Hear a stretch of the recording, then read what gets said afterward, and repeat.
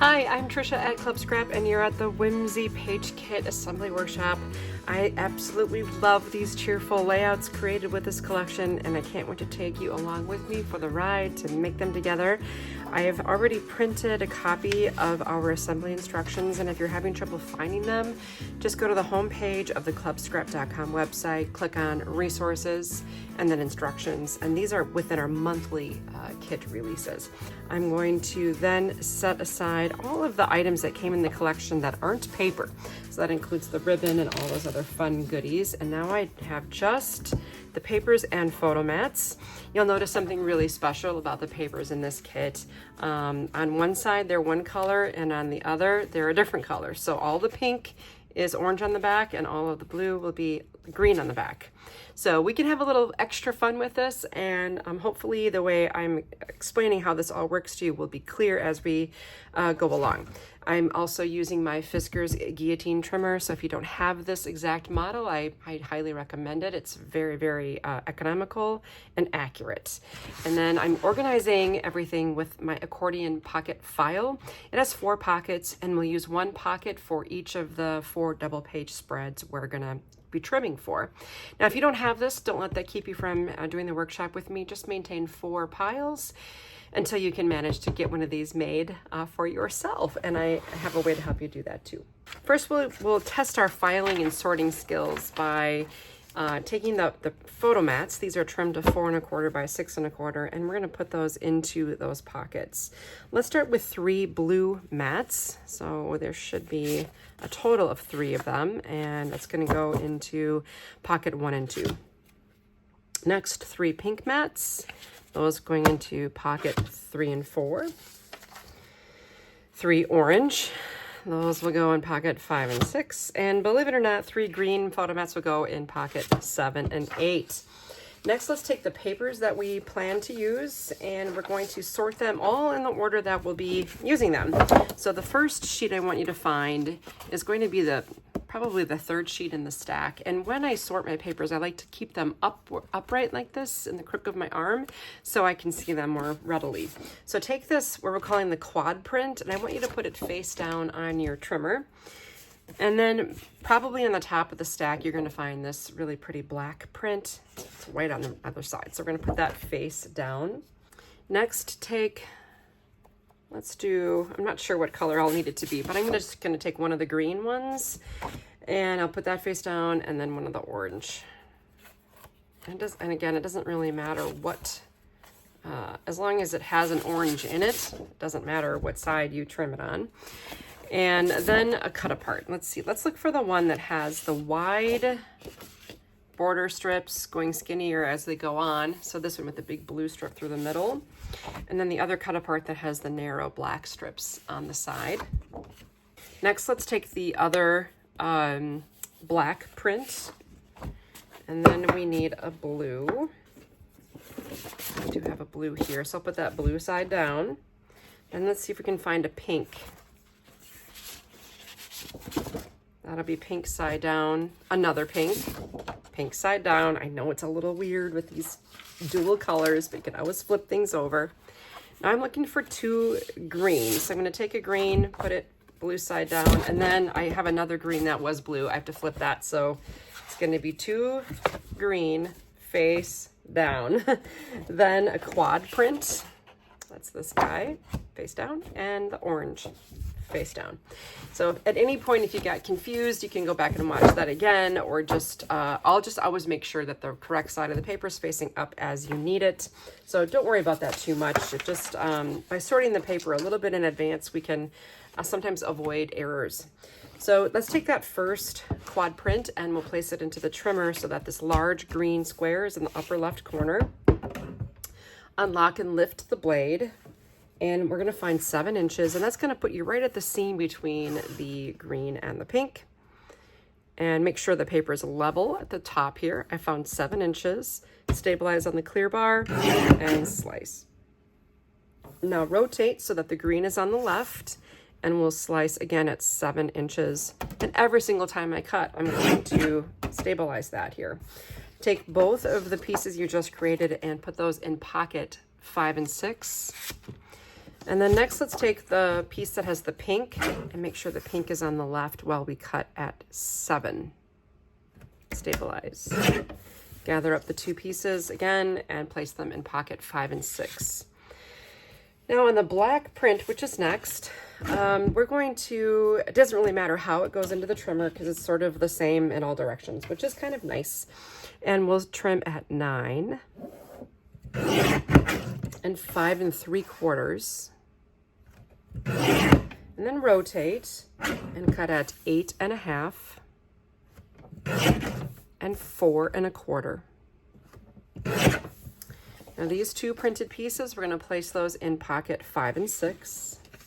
And then this rectangle, let's trim at 5 1/2 and 2 3/4. These 2 pieces, flip them over so that the white side is facing up and place them in pocket 5 and 6. The remaining 2 strips that are each 12 inches long, those are going to go in pocket 3 and 4. When you file them, file at an angle so you can still see the number in the upper left or in the left side of the pocket. So again, that was 3 and 4, and just file them like so. Don't try to shove them down into the pocket. It's not wide enough. Okay, now we're moving on to this green/blue. And we are going to cut this at 11 3/4. This is a heavier paper, so just make sure that you're stabilizing for every cut you make. And then 11 1/2. Then 10 1/4. 9. 7 1/4. 5 1/2. A lot of cuts on that one.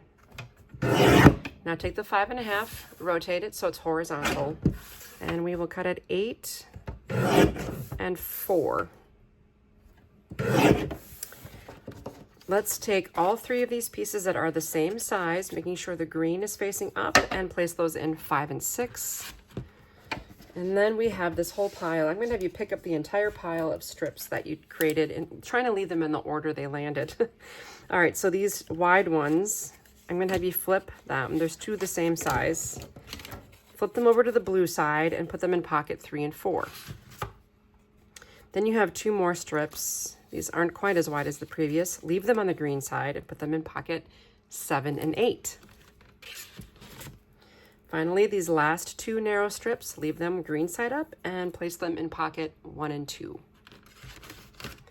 Moving on to the orange/pink. And again, we'll be flipping things over as we file, so no worries about what's facing up at this point. We'll cut at 11 3/4, 11 1/2, 8 1/2, and 4.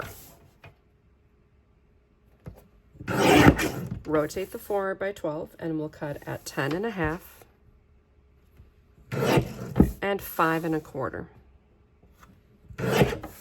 Gather the 2 rectangles that are the same, and those will be filed in 3 and 4. And then we're actually going to cut this guy in half. So he's 4 right now. Let's go at 2. And orange side up, pocket 3 and 4. Take the next big strip here and let's cut at 10 1/2, 7, 3 1/2. All right, 2 of these pieces, there are 3 that are the same. 2 will be orange, 1 I want it to be pink. They all go in pocket 1 and 2. And then we have this strip. We'll trim at 3 and 1 1/2.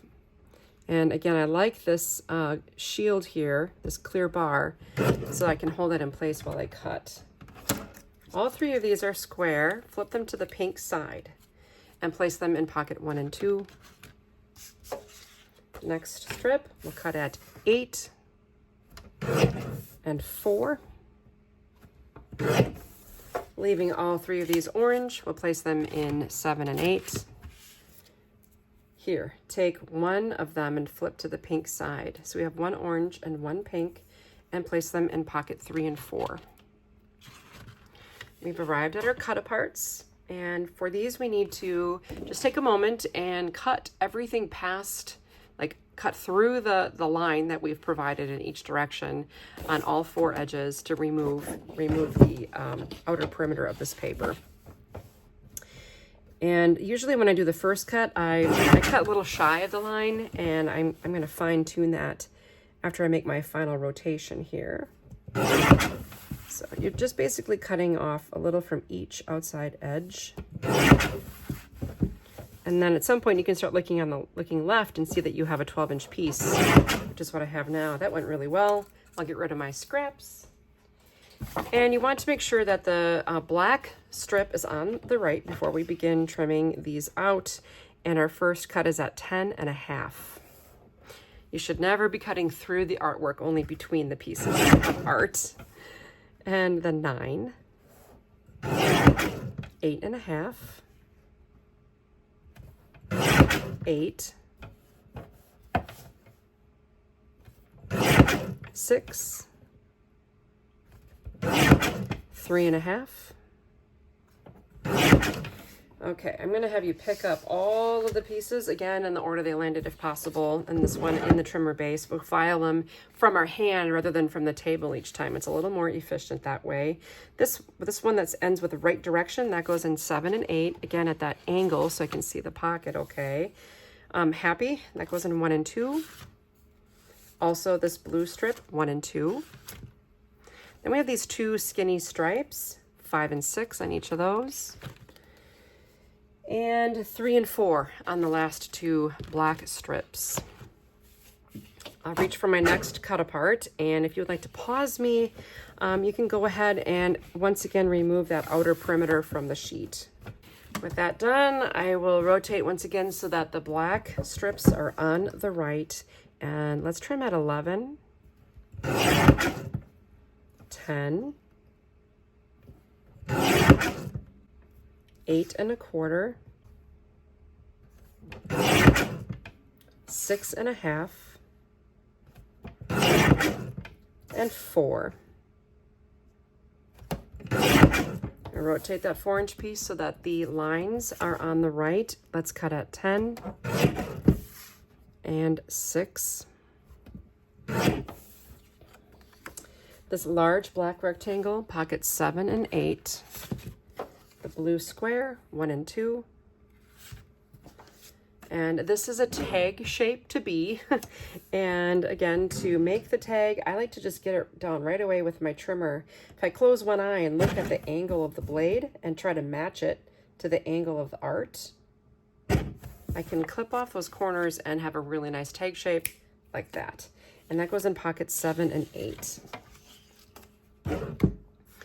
The next strip, put it in the trimmer so that the black square or rectangle is on the right. Let's cut at 10.5, at 7, 3.5.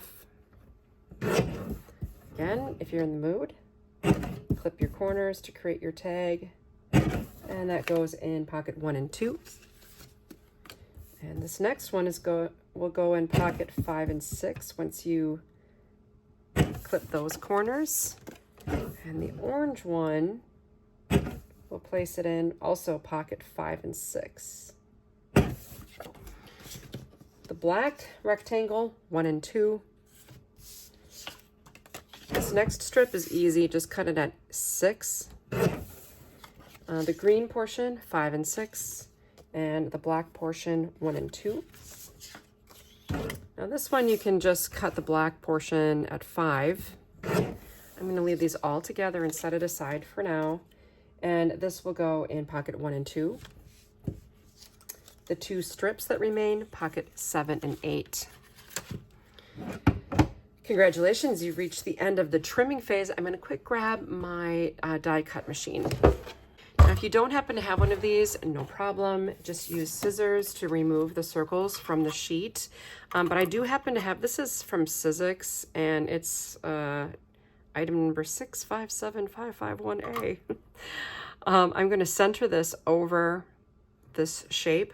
And once again, you don't have to have fancy equipment. You could maybe you have a hand punch that you can use.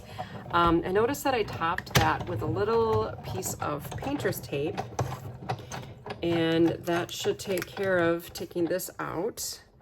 And then I'm gonna just leave this right on the platform, cover it with the same painter's tape that I use over and over again. In fact, I stick the painter's tape onto a shirt to pick up a little bit of the fuzz from the fabric so that it doesn't stick to the paper and damage it.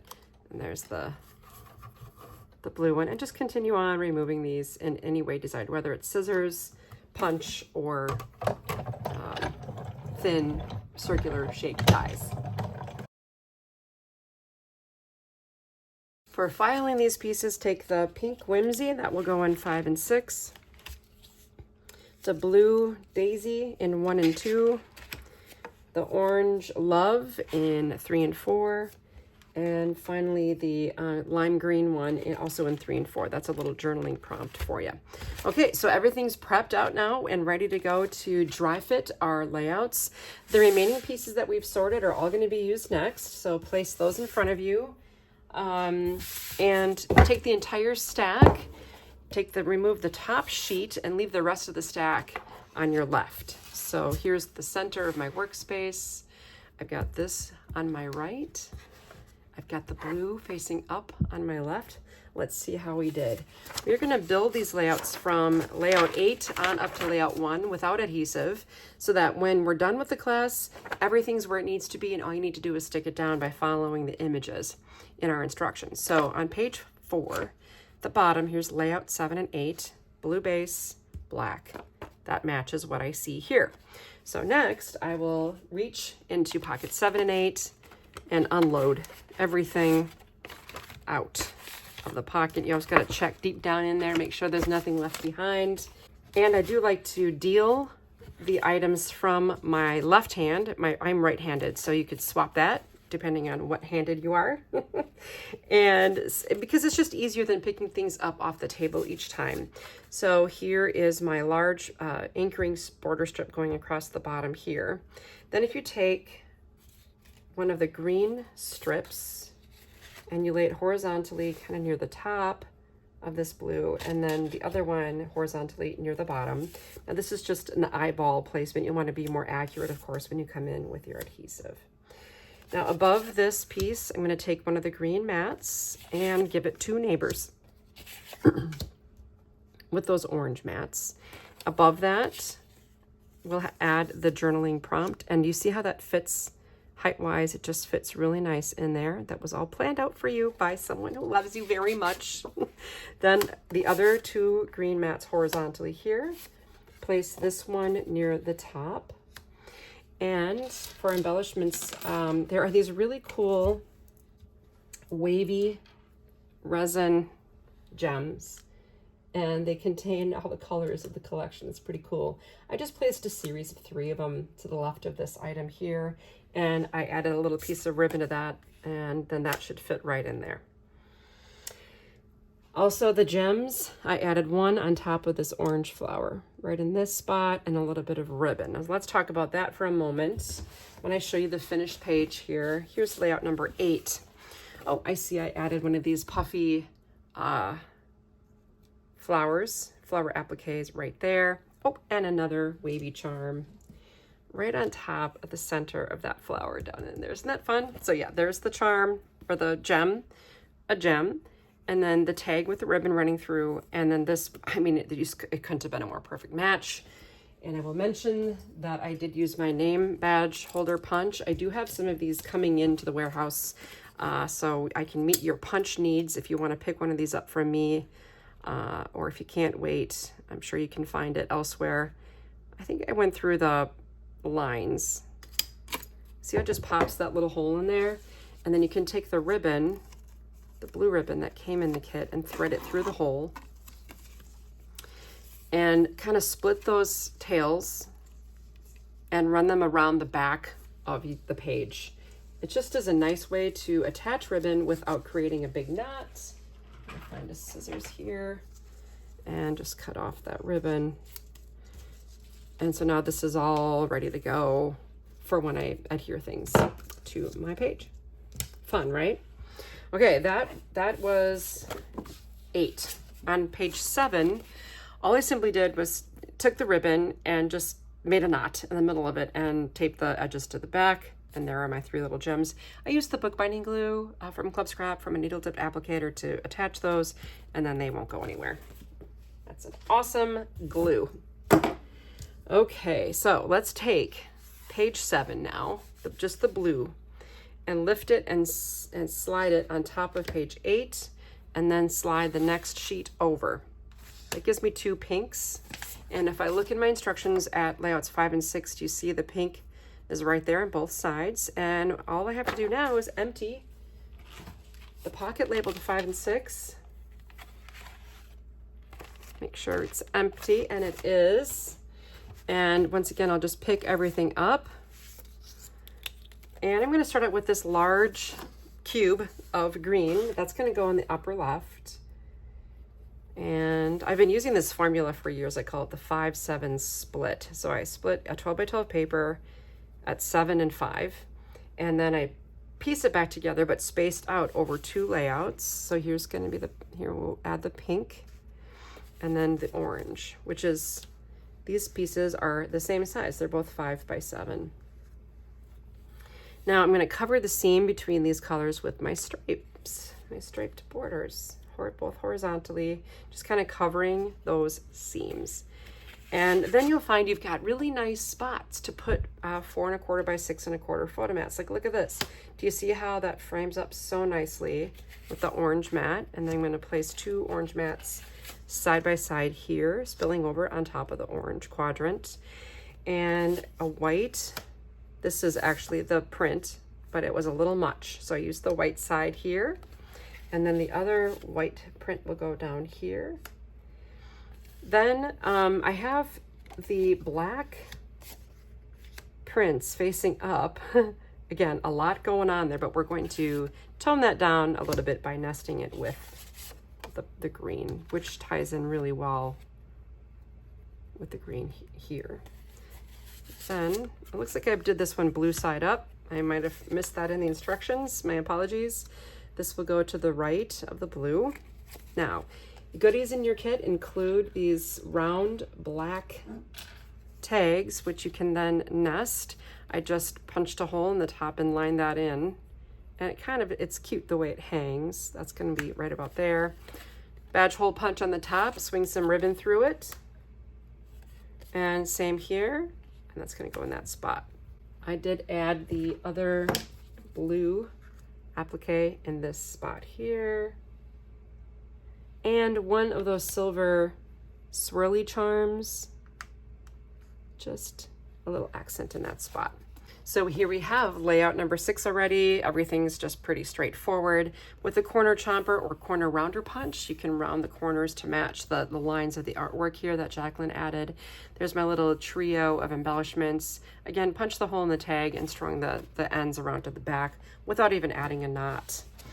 Then on this side, I just made a loop after using my badge hole punch and just taped the ends on the back. Doesn't take much ribbon at all. And then same here, just swung that ribbon through and taped it to the back.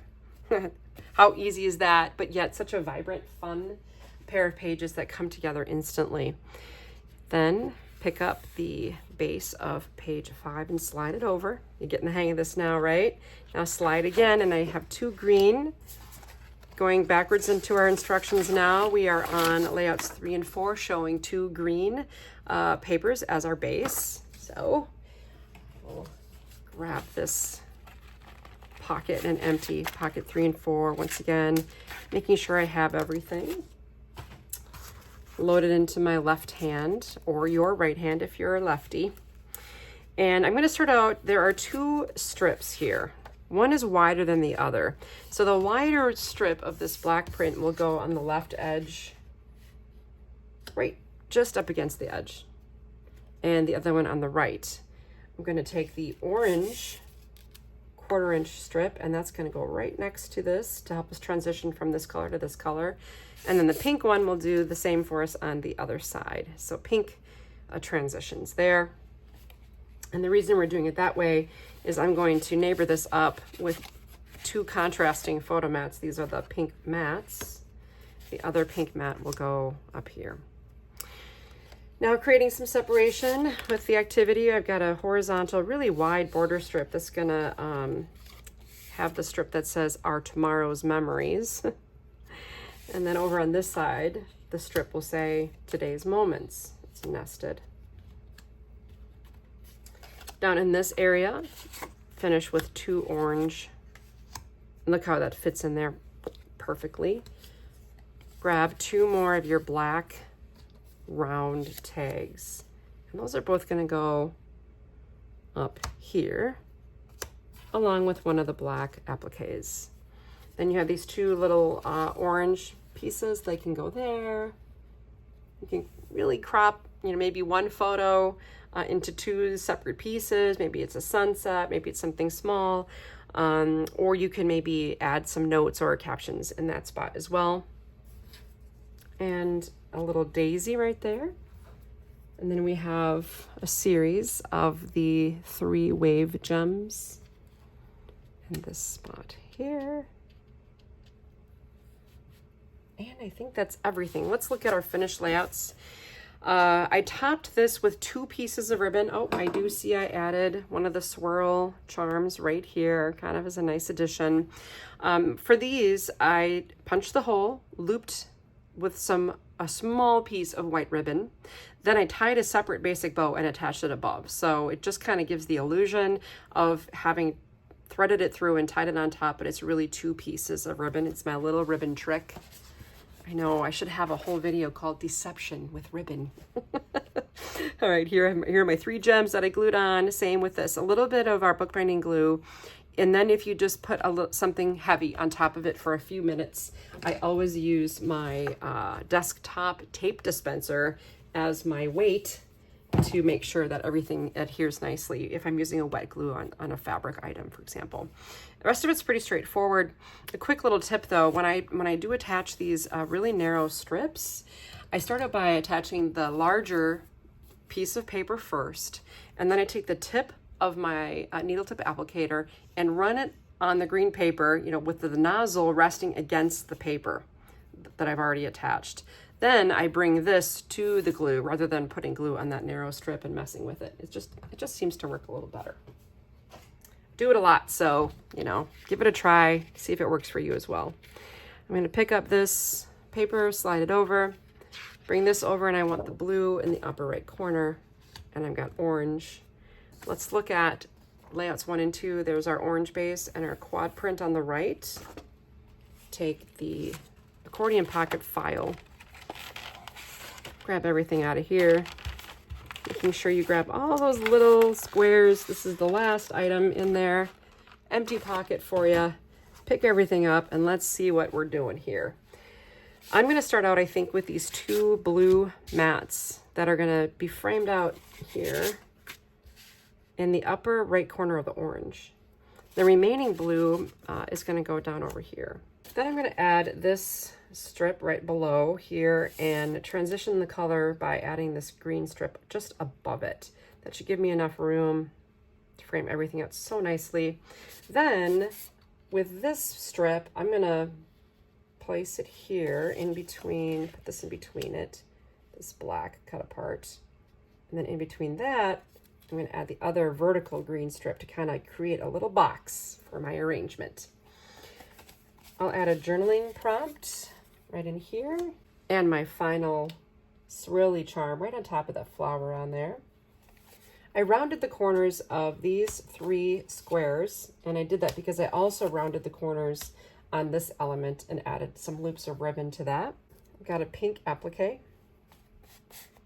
Over on this side, the blue squares at the bottom, you could easily put a photo in that place. I chose to build a little collage around all of that with these elements.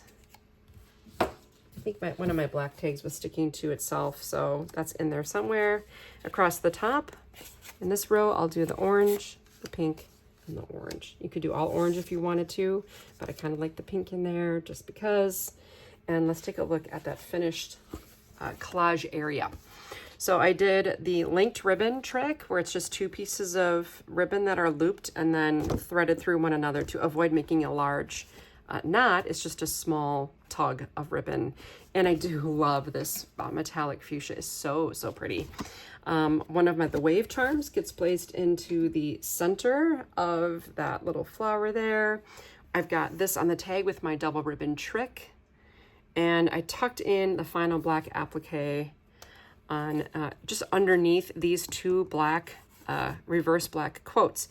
And these are raised with our foam adhesive circles, and that way you can just slide that applique right underneath. It gives it a really cute look. Hope you like that whole setup over there. Again, if you're picture heavy and you're scrapbooking tons and tons of pictures, maybe you'd want to avoid some of this overlaying and then use this spot for another photo. That's, of course, designer's choice every time. Now on layout 1, a couple of details here. Again, the rounded corners that I mentioned. I used the punch to make a slot for 2 loops of ribbon. Just very little ribbon used, but it really does a lot. The double ribbon trick, again, with that grosgrained edge, granulated ribbon. It's so pretty. Just so much great detail just on that one ribbon. And then I added that charm beneath it, and there's my little applique at the end. Of course, I do use my rulers and everything to make sure things are aligned and centered. If you check this with a ruler, the spacing between the edge of the page and the photo mat would be consistent and evenly spaced on all sides. So I always try to use the grid ruler. If you don't have one of these, definitely pick one up. If I try to scrapbook without this, I might as well be blindfolded with one hand tied behind my back. I just can't do it without this. It helps keep everything on the level. All right, if you liked this Whimsy page kit, I do want to invite you to join me for the card kit assembly workshop. We're making just from 10 sheets of paper. We are going to make a dozen cards and a 5x7 gift box. It's a super fun workshop. You're going to learn a lot along the way, some cool card structures. So I will see you there.